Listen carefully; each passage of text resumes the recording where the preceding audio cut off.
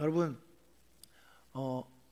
이제 완연한 가을이 되어가는 것 같아요. 여러분, 시간이 지나고 계절이 지나고 이제 여러분, 올해는 나이가 먹었다가 깎였다가 다시 먹었는데, 이제 내년 이제 좀 있으면 나이 먹을 날이 얼마 남지 않았어요. 2023년이란 말이 입에 붙는데도 좀 오래 걸렸는데, 2023년을 보낼 준비하고 계십니까? 2023년을 잘 보내고 이제 겨울을 맞이하고 나면 2024년을 맞을 겁니다. 여러분, 제가 설교할 때, 말씀 전할 때 여러분에게 얘기해서 많은 질타를 받았던 얘기 중에 하나가 뭐였냐면, 시험을 붙으려면 어떻게 해야 되는지에 대한 얘기였던 것 같습니다. 시험 붙으려면 어떻게 해야 된다고 얘기했는지 기억나시나요? 붙을 만큼 공부해야 되고 붙을 만큼 갖춰져야 한다라는 얘기를 했던 것 같습니다. 부자가 되는 법은 무엇이죠? 돈을 열심히 벌고 저축을 잘 해야겠죠? 투자에 성공하는 법은 좋은 종목을 고를 줄 알게 되어서, 구별하게 되어서 가치를 두고 투자를 하고 단타 치지 말고 오래 기다리는 거, 이런 거 있을 겁니다. 당연한 얘기죠. 여러분, 살을 빼려면 어떻게 해야 될까요? 식단 조절이 제일 중요합니다. 식단을 들어가는 양에 비해서 나오는 게 많으면 됩니다. 그러면 살이 빠질 겁니다. 들어가는 에너지보다 나가는 에너지가 더 많으면 말이죠. 콩을 심으면 콩이 나고 팥을 심으면 팥이 나지요. 포도나무에 붙은 가지는 포도를 맺습니다. 1 더하기 1은 2고 2 더하기 2는 4입니다. 자명한 일은 자명하게 벌어지는 일이 일반적이고 당연한 이치이지요. 그래서 여러분, 어떤 결과를 만들어내기 원한다면 그 결과를 만들어낼 수 있는 길 위에 있는 것이 가장 중요합니다. 그리스도인인 우리는 무엇을 기대합니까? 특별히 여러분, 예수님을 믿는 삶을 살면서 무엇을 기대하십니까? 어떤 삶이어야 한다고 생각합니까? 막연하면 안 되는 것이죠. 여러분, 참된 그리스도인에게 어떤 일이 일어나는가를 예수님은 계속해서 말씀하십니다. 참된 그리스도인이 예수님과 어떤 관계를 맺는지에 대해서 계속해서 설명하시죠. 예수님과 붙어있는 사람이 무엇을 맺어야 합니까? 오늘 본문에서 예수님은요, 당신이 포도나무라고 말씀하십니다. 그리고 이를 통해서 당신께서 하나님과 어떤 관계를 맺고 있는지, 또 우리와는 어떤 관계를 맺으시는지를 보여주고 있습니다. 여러분, 그런데요, 왜 포도나무일까요? 포도나무 본 적 있으신가요? 구약에서 사실 우리가 생각할 때 이제 포도나무는 이제 껍질을 까고 먹는 포도가 일반적이죠. 우리 제일 많이 먹는 포도는 옛날에는 캠벨 포도였는데 요즘에는 뭐 많이 먹죠? 샤인머스켓 많이 먹고, 그렇죠? 껍질째 먹는 포도를 먹게 된 지 사실 그렇게 오래되지 않았어요. 우리나라에서 익숙한 포도는 그런 포도인데, 사실은 이스라엘 지역의 포도는 그런 포도보다는 껍질째 먹는 포도가 많다고 해요. 그 사람들에게는 포도는 굉장히 중요한 영양소의 근원이자 기호품의 근원이었습니다. 왜 포도나무일까요? 간단합니다. 구약에서 포도나무와 포도원이 이스라엘 나라와 이스라엘 민족을 비유적으로 표현할 때 주로 쓰였기 때문입니다.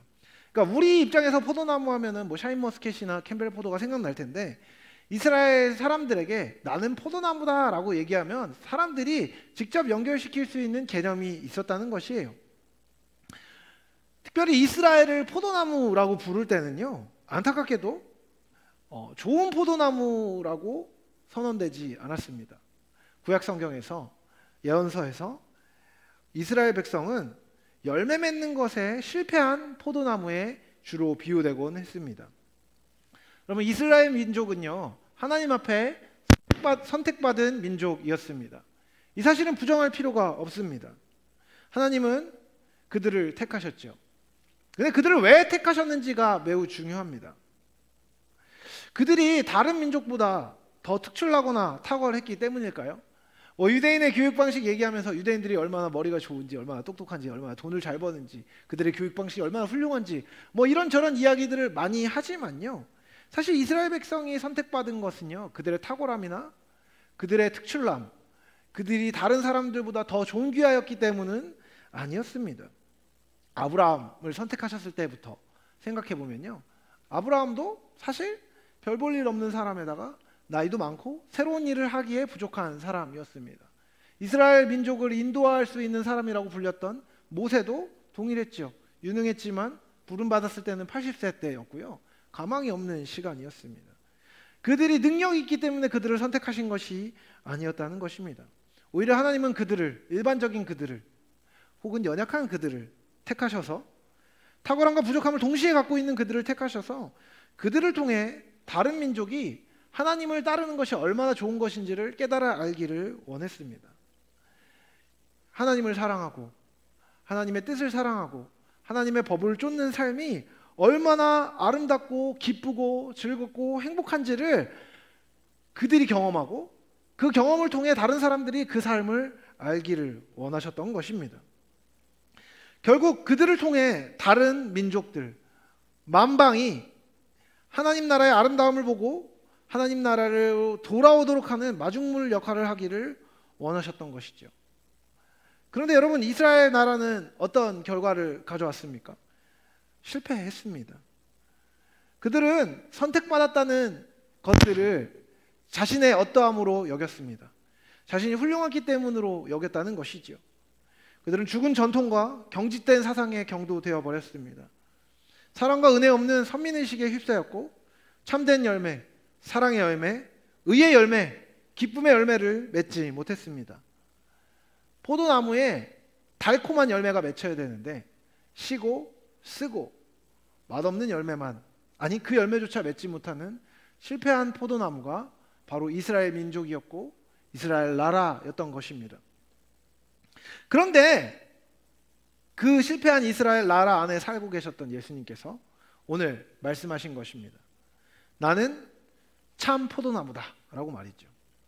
이 참이라는 단어는요, 진실된, 제대로된, 확실한 이라는 뜻을 갖습니다. 이스라엘과 달리 당신은 실패하지 않는 분이심을 말씀하신 것입니다. 명확한 것은 그것이죠. 예수 그리스도는 하나님 나라를 맛보도록 하는 완전한 계시로 이 땅에 오셨습니다.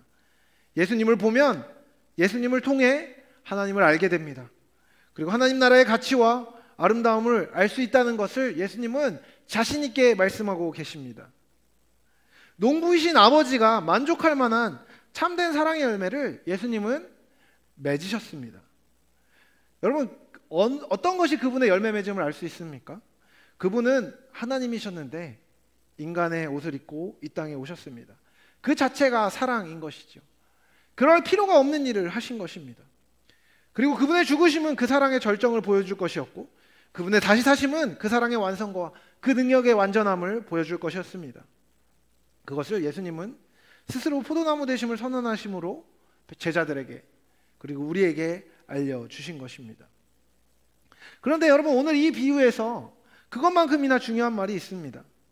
나는 포도나무이지만 너희는 가지다 라고 말씀하셨다는 것입니다.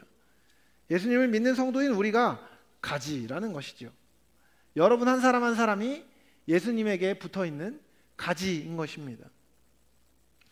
여러분, 비유이기 때문에 엄밀히 모든 것을 따져듣게 되지는 않습니다. 하지만 분명한 것은 가지는 나무에 붙어서 나무로부터 생명을 얻고 그 얻은 생명을 가지고 열매를 맺는 것입니다. 열매를 맺지 않는 가지는 잘려나갑니다.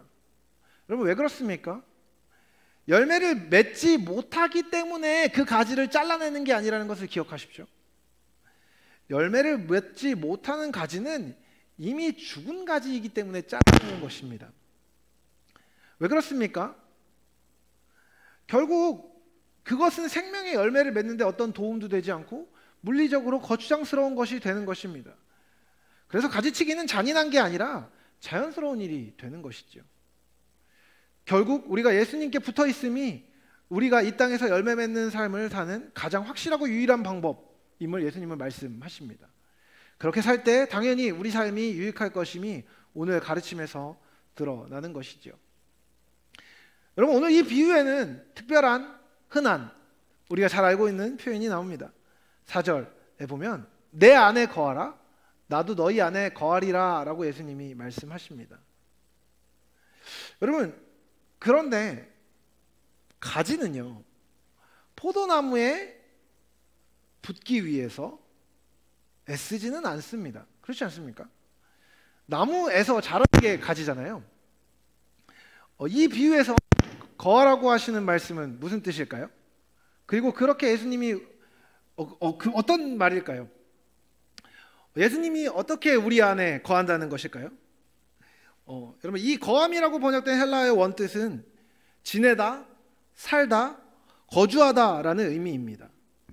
이 말은 단순하게 생각하면 결국 예수님과 마음을 나누고 함께 지내는 관계로 들어오라는 예수님의 표현입니다.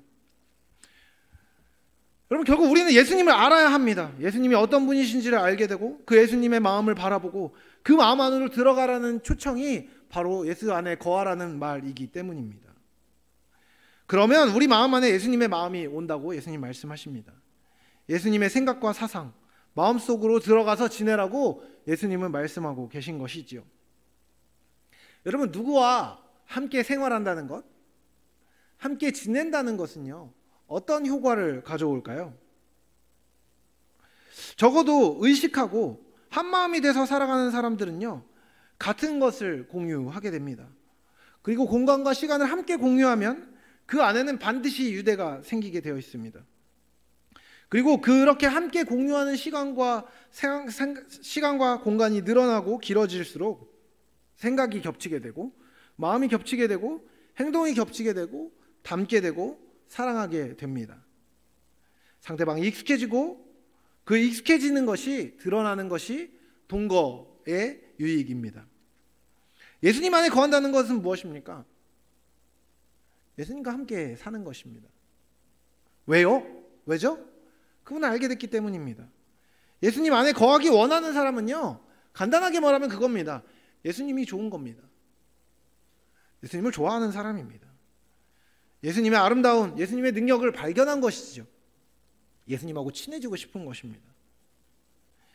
예수님 안에 거하기 원하는 사람은요, 예수님과 친해야 한다는 것을 확실히 압니다. 왜냐하면 예수님이 하나님이심을 발견했기 때문이죠. 그 안에 답이 있다는 것을 압니다. 그 안에 생명이 있다는 것을 압니다. 그것을 알면 근데 왜 친해지고 싶습니까? 간단합니다. 내 안에 없는 것이 예수님께 있기 때문입니다. 내 안에는 답이 없는데 예수님께 답이 있다는 것을 발견하기 때문이죠. 자기 안에는 선한 것이 없는데 그것을 발견하고 맞닥뜨린 절망의 해답이 예수님께 있음을 아는 사람이 예수님과 친해지고 싶은 사람일 것입니다.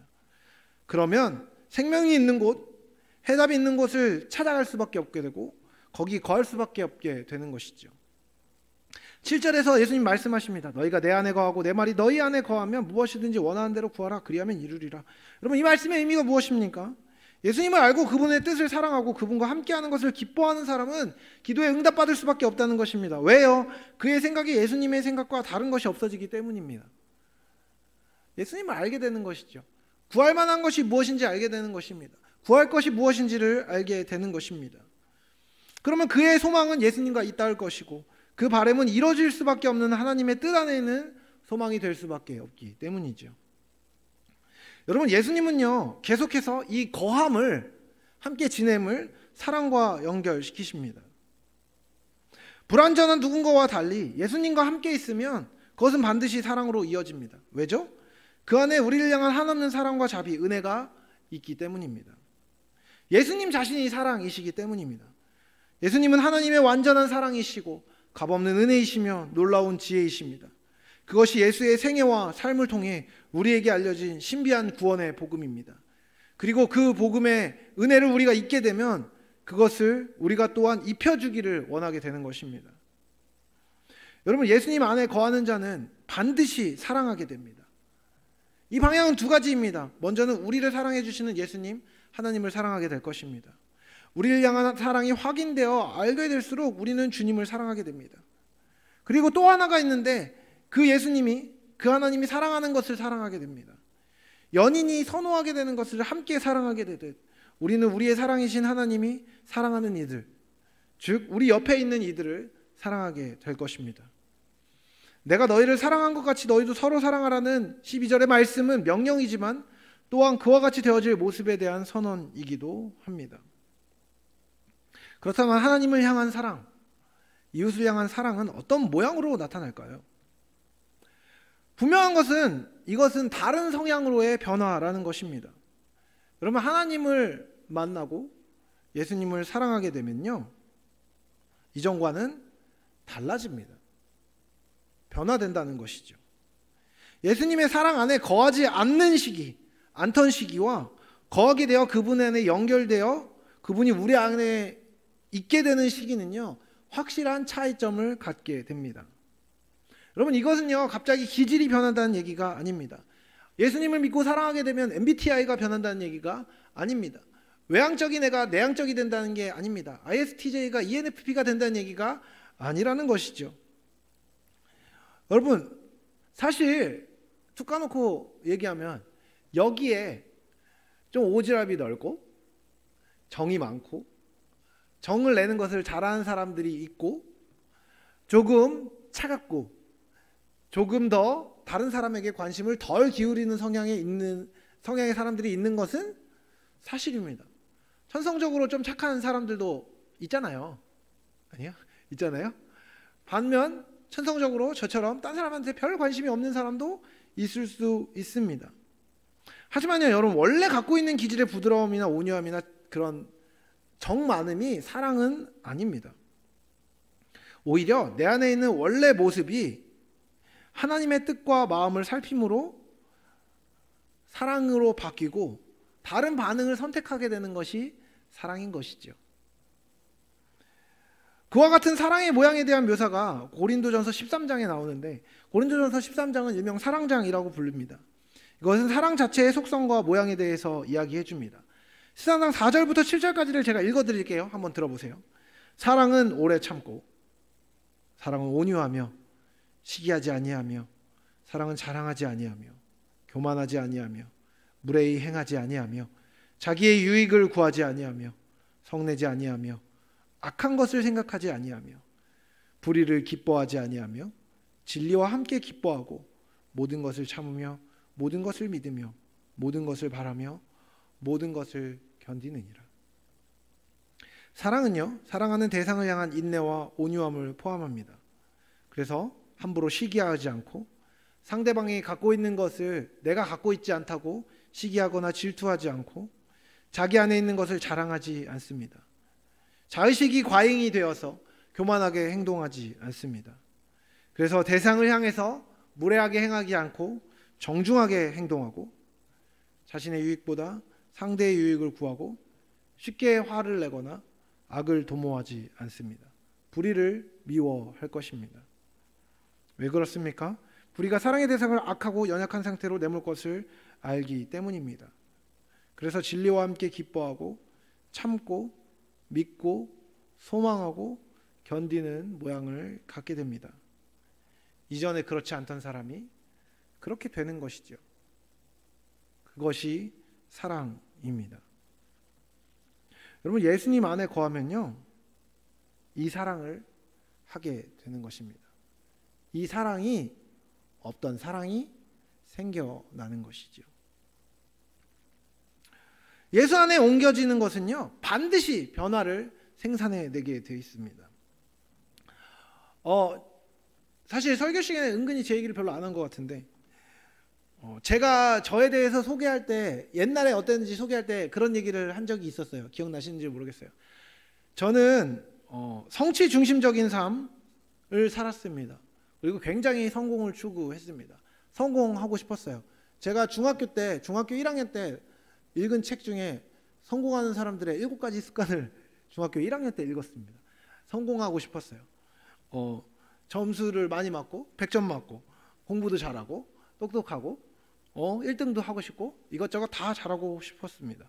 성공을 추구했죠. 꽤나 열심히 했고 꽤나 많은 것에서 성공했던 부분도 있었던 것 같습니다. 저는 어릴 적부터 목회자를 꿈꿨습니다. 그런데요, 여러분, 제가 목회를 하겠다고 할 때에도 거룩한 이름 앞에 야망을 섞어 넣는 일을 서슴지 않았습니다. 그게 좋다고 생각했고 그게 하나님 나라를 위해서 좋은 것이라고 스스로 생각했기 때문입니다. 그래서 탁월하게 잘하는 것은 좋아하고 잘하지 않는 것을 싫어했습니다. 여러분, 그런데요, 그와 같은 저의 성향은요, 흥미롭게도 다른 사람을 향한 태도로도 이어졌습니다. 여러분, 그러면 그 사람은, 그와 같은 성향을 갖고 있는 사람은 어떤 생각을 하게 될까요? 어떤 태도를 보이게 될까요? 어떤 행동을 하게 되겠습니까? 간단합니다. 나보다 잘 못하는 사람을 볼 때는 어떻게 하겠어요? 무시할 겁니다. 교만하겠죠. 나보다 잘하는 게 있는 사람 앞에서는 어떻게 될까요? 분명히 나보다 잘하는 게 그 사람에게 있다면 반드시 열등감을 느끼게 되어 있습니다. 물론 주님 안에 있기 때문에, 예수님 믿는 사람이기 때문에 그것을 투박한 방식으로 표현하진 않았지만 세련된 방식으로 나의 질투를, 나의 열등감을, 나의 교만을 포장하곤 했습니다. 예수님을 믿고 의지하면 나는 더 잘 될 것이라고, 나는 더 좋은 성취를 거둘 것이라고 확신하면서 스스로를 설득해 나가면서 살아갔지요. 여러분, 근데 그런 삶을 살면 제일 피곤한 게 누군지 아세요? 그 삶을 사는 사람입니다. 잘해야 되니까요. 잘 해내야 되니까요. 이것도 하고 저것도 하고 잘해야 되니까요. 다른 사람에게 흠잡히면 안 되는 겁니다. 열심히 했죠. 힘들었습니다. 그런데요, 그런 삶을 살면은 내 안에 들어오는 거짓말이 있습니다. 뭔지 아세요? 실수하면 안 된다는 겁니다. 실수하면 안 돼요. 왜 그러죠? 다른 사람이 나를 판단하고 잘못된 존재로 보거나 열등한 존재로 보거나 나의 가치를 낮게 볼 것을 두려워하게 되기 때문입니다. 실수가 두려워지는 것이죠. 실패가 두려워질 수밖에 없습니다. 여러분, 분명히 저는 그때도 목회자가 되고 싶었고 그때도 예수님 사랑한다고 고백했습니다. 근데요, 예수님을 참되게 알고 그분이 내게 가르쳐 주신 진리로 빛이 비춰주기 전까지는 예수님을 사랑하고 하나님의 몸된, 예수 그리스도의 몸된 교회를 섬기는 일도 내 방식대로 했습니다. 하나님의 길은 여기 있는데 하나님의 길에다가 제가 항상 뭘 갖다 붙였던 것 같습니다. 내 생각에는 이게 좋을 것 같아. 내 생각에는 그래도 뭐 한두 명 예배 드리는 것보다는 숫자가 많은데 100명이 좋지 않겠어? 1000명이 좋지 않겠어? 10,000명이 좋지 않겠어? 하나님이 저한테 그런 얘기를 하는 거랑 상관없이 내 생각을 껴넣는 겁니다. 그렇게 계속해서 성취 중심적인 삶을 살고 그런 일 중심적인 삶을 살아갔습니다. 여러분, 그러면은 저는 어떤 사람이 될까요? 다른 사람들이 참 사랑하고 인정해주고 아껴주고 용납해주는 사람일까요? 친하고 싶은 사람이 될까요? 그런 사람이 되기는 쉽지 않습니다. 부담스러운 사람이 될 수밖에 없는 것이지요. 물론 대놓고 그러진 않겠지만 사람들에게 사랑받을 수 있는 모양으로 제 삶이 빚어질 수가 없었습니다. 교만하고 뾰족하고 오만하고 아름답지 못한 모습들을 제 스스로가 만들어서 제 몸에다 갖다 붙이고 제 영혼에다 갖다 붙였던 경험이 있습니다. 그런데요, 그러던 제가 예수님이 하시는 말씀을 듣게 되는 시간이 있었습니다. 어느 날 단기 선교를 제가 20살 때 고군산열도에 있는 방축도라는 섬으로 단기 선교를 가게 되었어요. 단기 선교를 가게 되었는데 그곳에 계시는 분들은 다 노인분들이었어요. 그래서 노인분들의 집을 고쳐드리고 페인트 칠도 하고 이런저런 일을 하면서 복음으로 초청했습니다. 그리고 수요 예배 때 제가 이제 찬양 인도를 했었는데 찬양 인도를 하면서 그분들을 향해서 축복성을 막 불러줬어요. 너무너무 행복한 시간이었습니다. 그분들이 활짝 웃으면서 그 사랑한다는 고백에 기뻐하시는 모습을 볼 때 제 마음 안에 큰 기쁨이 있었어요. 그리고 그 다음날 목요일이었는데 우리 팀이 함께 모여서 예배를 드리는데 함께 찬양을 하고 기도하는 과정 안에서 하나님이 제 안에 그런 것들을 보여주셨어요. 눈을 감고 기도하고 찬양을 하고 있는데 그분들의 모습이 착 눈앞으로 이렇게 스쳐 지나가는 거예요. 그분들이 사랑을 받고 기뻐하는 모습을 보면서 많이 기뻤습니다. 근데 하나님이 그 장면을 보여주시면서 제 마음 안에 주신 마음이 뭐였냐면, 용진아, 저 사람들을 보면 어떤 마음이 드니? 라고 마음을 주셨어요. 제 마음 안에 그런 거죠. 하나님이 사랑한다는 것을 표현해 주시는 것을 보면서 정말 정말 기뻤어요. 그분들이 행복해 보이고 만족스러워 보였어요 라고 얘기했습니다. 하나님이 저한테 그런 말씀을 하시더군요. 용진아,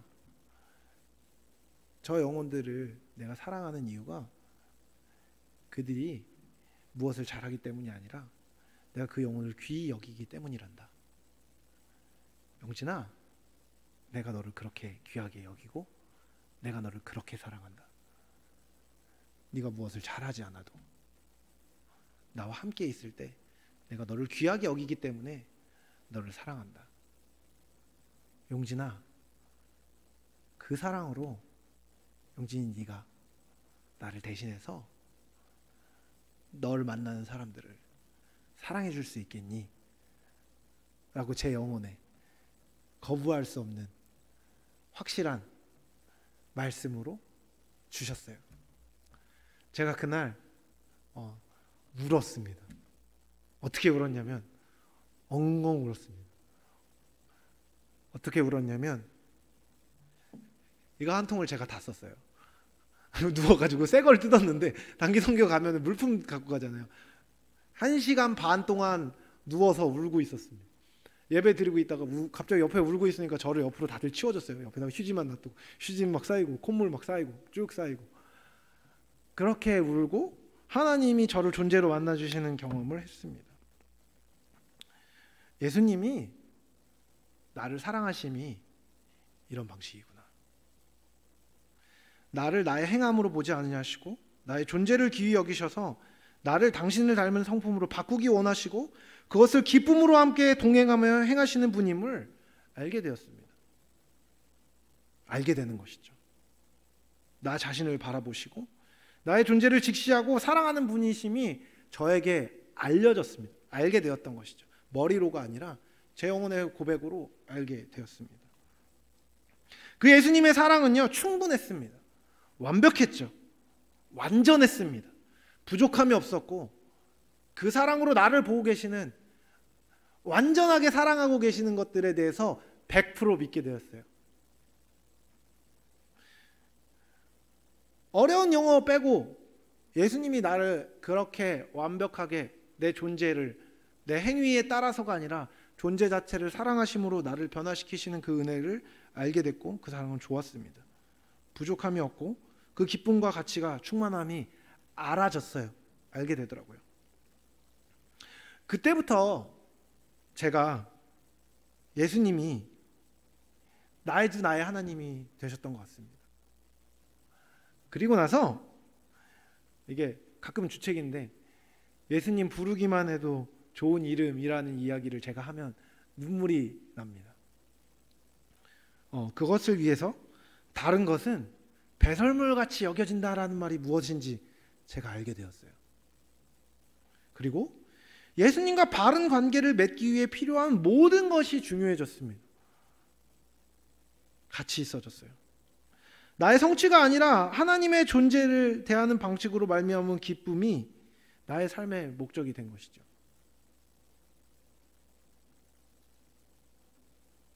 이 변화는요, 예수님을 닮는 것, 예수님의 사랑, 그 사랑을 흘려보내는 방식으로 바뀌게 되었습니다. 자연스럽게 내가 바뀌고 있는 길 위에 지금도 있고 그것을 바라게 되었습니다. 그리고 그렇지 않은 모습이 좀 안타까워지더라고요. 제가 그런 얘기를 자주 합니다. 존재로 살아야 한다라고 말이죠. 여러분, 세상은 실수를 용납해 주지 않습니다. 네, 하나님은요, 우리의 실수를 용납해 주십니다. 실수는 언제나 용납됩니다. 그리고 그 실수를 교정하시는 하나님의 은혜가 언제나 우리 삶에 넘치는 것이죠. 그래서 여러분, 교회 공동체는요, 실수를 용납하는 것입니다. 여러분의 존재가 여러분이 행동으로 한 실수보다 훨씬 더 귀하기 때문입니다. 그리고 그 실수를 함께 보듬기 위해서 공동체가 힘을 쏟는 것이요, 에너지 낭비거나 시간 낭비가 아니라 공동체가 함께 사랑으로 자라가기 위한 최고의 우선순위이고 최고로 중요한 일이 되는 것입니다. 여러분, 예수님이 우리에게 그런 사랑으로 부어주시고 예수님과 연결되어 있을 때 그 사랑이 흘러와서 그 사랑의 열매가 맺어지는 것, 그것이 그리스도인의 삶입니다. 여러분에게 예수님은 어떤 분이십니까? 나의 주 나의 하나님이신 예수님과 여러분은 어떤 관계를 맺고 계십니까? 그분 안에 있으십니까? 그분과 함께 하기를 원하십니까? 그분의 거함이 여러분의 삶을 바꾸고 있습니까? 그분으로 말미암은 삶의 변화, 가치의 변화, 방향의 변화, 기쁨의 유지, 생명의 누림이 여러분 안에 있으십니까? 확실한 게 있습니다. 사랑이 알아줘야 사랑 안에 있을 수 있고, 사랑 안에 있어야 사랑이 자랍니다. 그리고 그 사랑이 자라면요, 삶의 모양이 바뀌는 것입니다. 그 삶에 기쁨이 넘치게 될 것입니다. 생명 안에 있어야 생명이 도출됩니다. 길 위에 있어야 길에 도달합니다. 우리 안에 어리석음과 연약함이 있다고 하여도 예수님이 사랑이시고 생명이시고 길이십니다. 그분이 이전에 이스라엘이 도출해야 될 참 열매를 맺으신 참 포도나무이십니다. 그분 안에 있으면요, 사랑을, 생명을 반드시 경험하게 되어 있습니다. 여러분이 경험했다면 그 경험한 것이 거짓되지 않기 위해 그분 안에 있어야 하는 것이고, 아직 경험되지 않았다면 경험되지 않은 삶이 너무 안타까운 것이기에 그 사랑을 구하고 그 기쁨을, 그 감격을 여러분이 마땅히 누려야만 하는 것입니다. 여러분, 예수님이 말씀하십니다. 내가 아버지의 계명을 지켜 그의 사랑 안에 거하는 것 같이 너희도 내 계명을 지키면 내 사랑 안에 거하리라. 이 계명이 뭐냐면요, 하나님을 사랑하고 옆에 있는 사람을 사랑하는 것입니다. 하나님을 사랑하면요, 아니 하나님이 사랑하심을 알게 되면요, 그 사랑의 관계 안에 들어가게 되면요, 여러분 안에 있는 어두움이 비춰질 것입니다. 반드시 비춰지게 되어 있습니다. 근데 여러분, 두려워하지 마십시오. 겁내지 마십시오. 그 빛을 비추어서 여러분 안에 어리석음이, 여러분의 연약함이나 여러분의 패역함이 드러나는 것은 여러분을 수치로 이끄는 것이 아니라 여러분을 참된 자유와 참된 변화와 참된 생명과 참된 삶으로 인도할 것입니다. 예수님 오늘 여러분을 초청하십니다. 내가 참 포도나무이다. 내 안에 거해라. 나와 연결되면 생명을 누릴 것이다. 열매를 맺을 것이다. 그리고 그렇게 맺어진 열매는요, 반드시 누군가가 따먹고 그 생명을 누리게 될 것입니다. 그리고 다른 사람이 그 생명을 따먹을 때 가장 유익을 누리고 기쁨을 누리는 것은요, 그 열매를 맺은 가지인 그 성도일 것입니다. 제가 가끔 그런 얘기를 하는데, 여러분, 그래도 제가 예수님이 많이 변화시키셔서 여러분에게 이만큼 하는 겁니다. 예수님이 변화 안 시키셨으면요, 저는 지금도 시궁창 같은 삶을, 바보 같은 삶을, 어리석은 삶을 살아가고 있었을 겁니다. 불쌍한 나를 연결하셔서 참된 기쁨을 누리게 하신 예수님께서 여러분에게도 계속 말을 건네십니다. 사랑하는 아들아, 사랑하는 딸들아, 네 안에 있는 어둠을, 잘못된 생각을 거두어 버리고 나의 사랑 안에 거하지 않겠니? 내가 너로 생명을 누리게 하겠다. 그 초청에 응답하시어서 참된 자유와 참된 은혜, 참된 생명을 누린 여러분 되시길 사랑하는 주님의 이름으로 축복합니다.